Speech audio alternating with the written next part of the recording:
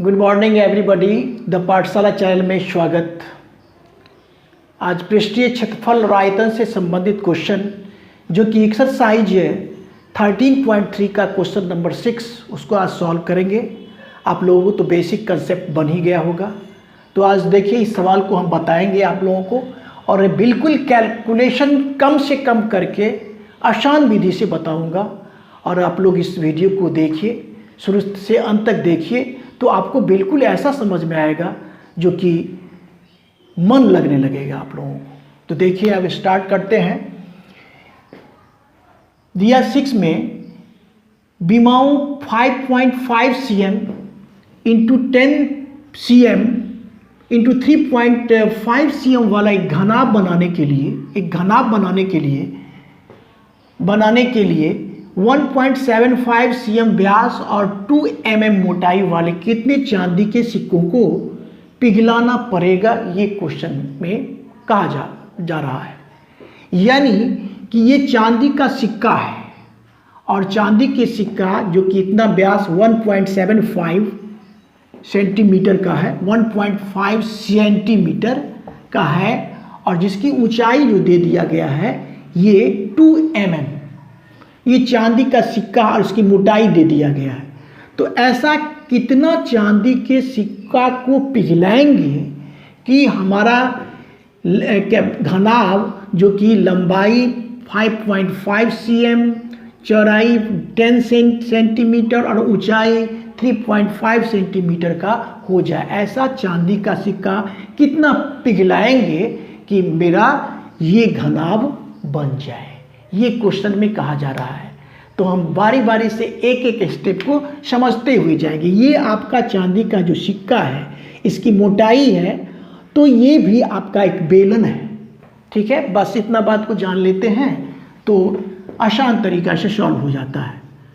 तो जो पहले दिया हुआ उसको हम पहले लिख लेते हैं। तो दिया हुआ चांदी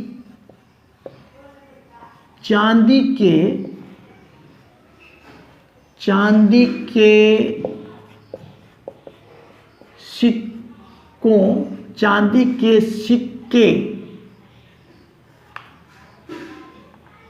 ना, चांदी के सिक्के कर लीजिए, सिक्के की त्रिज्या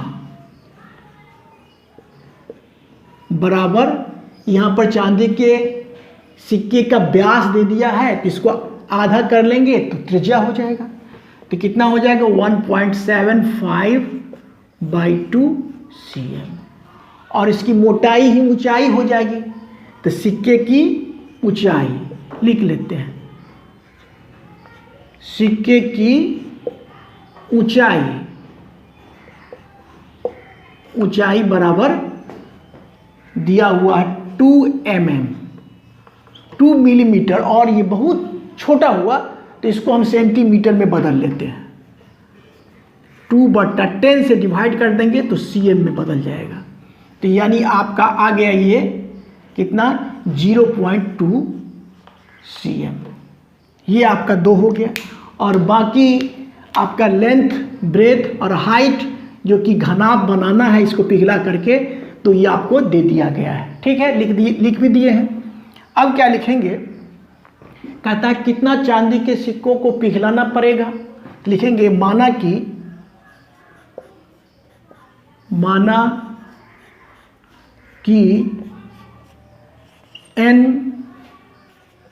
n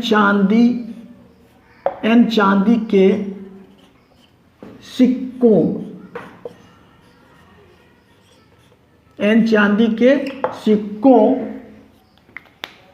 को पिघलाकर, n चांदी के सिक्कों को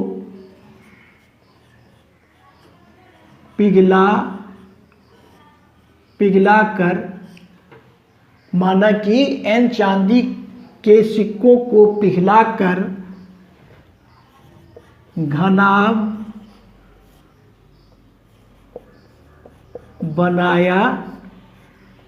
बनाया जाता है, और n का जो मान निकलेगा वही चांदी के सिक्कों की संख्या होगी।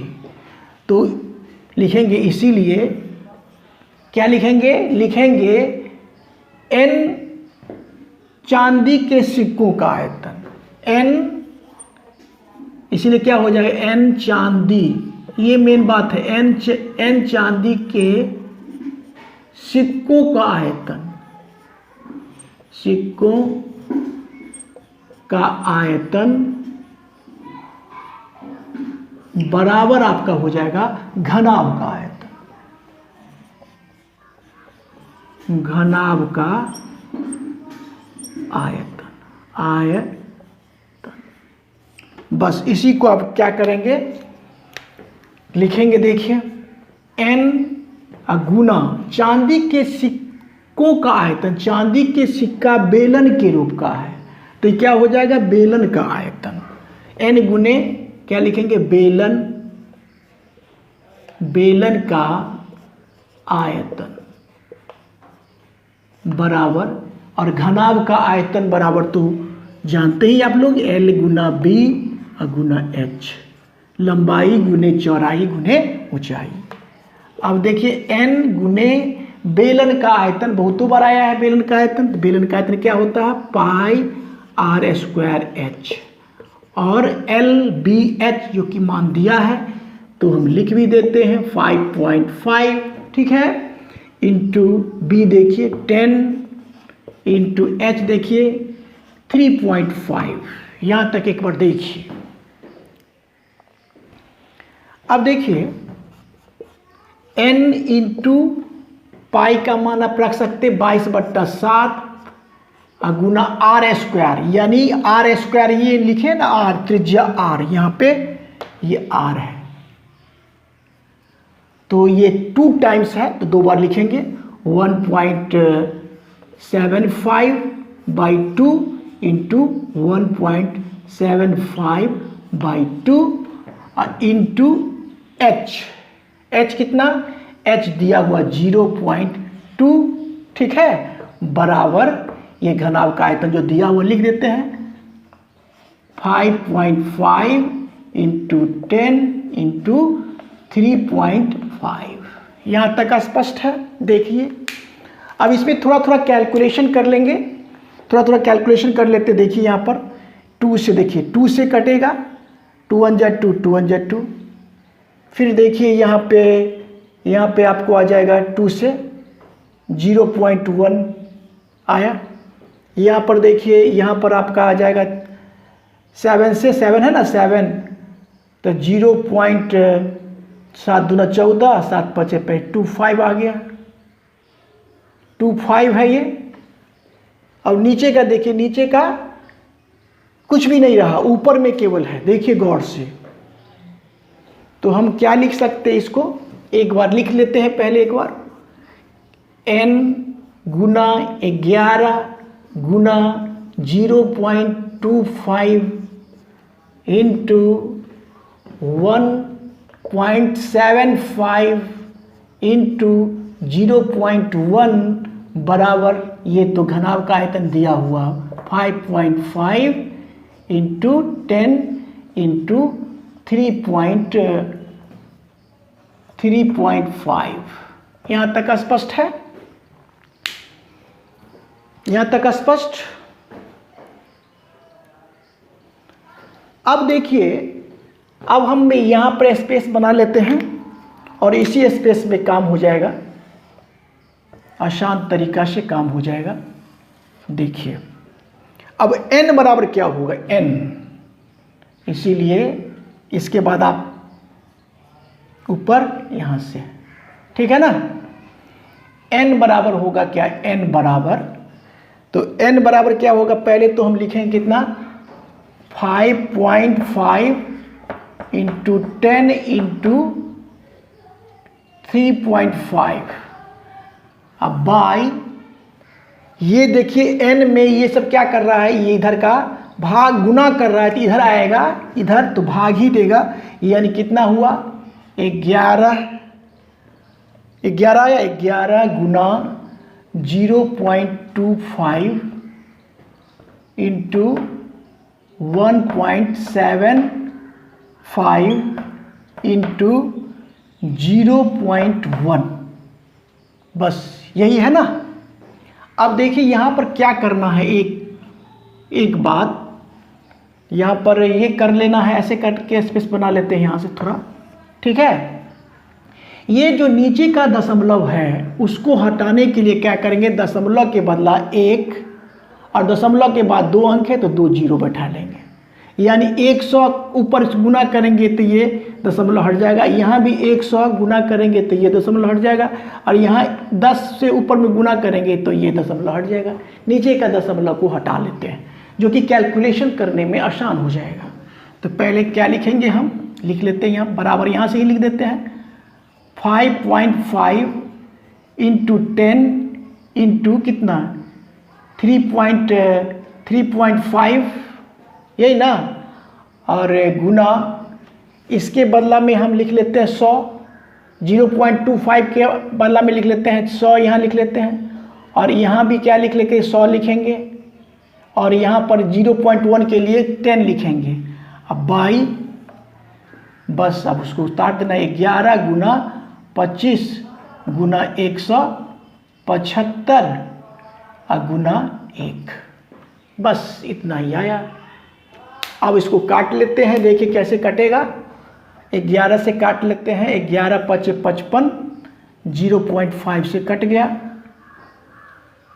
11 5 55, ठीक है ना 55, और फिर देखिए ये हो गया। इसके बाद 25 से काट लेते हैं तो 25 चौका 100,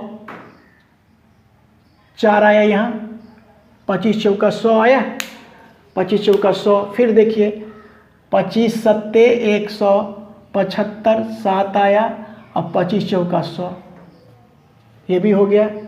अब 7 से यहाँ पर देखिए 7 से काट लेते हैं, 7 से 7 5 35, 0.5। अब नीचे का कुछ भी नहीं रहा, तो नीचे का क्या रहा, ऊपर में केवल क्या रहा 0.5 और 0.5, 4 4 और 10, ये 10 रहा। तो 0.5 से गुना करेंगे तो कितना होगा 0.25 आया।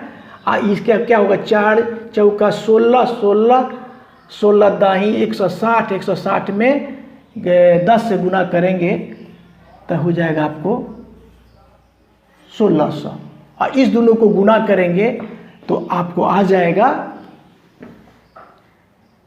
400, जो कि n का मान निकला। अतः चांदी के सिक्कों की संख्या कितनी होगी, कितने चांदी के सिक्कों को पिघलाना पड़ेगा, तो लिखेंगे चांदी के सिक्कों की संख्या, लिख सकते चांदी के सिक्कों की संख्या बराबर 400 चांदी के सिक्कों को पिघलाएगा तो ऐसा घनाभ बन जाएगा। इस प्रकार से ये सवाल सॉल्व हुआ। मेरा वीडियो अच्छा लगता है तो लाइक शेयर और सब्सक्राइब कीजिए। Thank you, take care.